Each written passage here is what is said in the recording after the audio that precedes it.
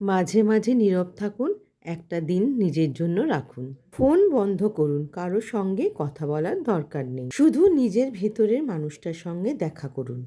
এই নিঃশব্দতা এক ধরনের ওষুধ, যেটা মনকে ধীরে ধীরে সারিয়ে তোলে। একটা কথা জানেন কি না জানি না, তবে বাস্তবতা হলো সবচেয়ে ধৈর্যশীল মানুষরাই সবচেয়ে বেশি আঘাত পায়। তারা চিৎকার করে না, অভিযোগ করে না, তারা শুধু চুপ করে থাকেন। কারণ তারা জানেন সময়ের জবাব শব্দের থেকেও বেশি শক্তিশালী। তাই যখন মনে হবে আর পারছি না, ঠিক তখনই মনে করুন আপনি সেই মানুষ যিনি অনেক অপমান, কষ্ট, অপেক্ষা সব পার করেছেন। ধৈর্য কোনো দুর্বলতা না, এটা সেই শক্তি যা মানুষের অন্তর থেকে উঠে আসে আর তাকে ভেঙে না পড়ে গড়তে শেখায়।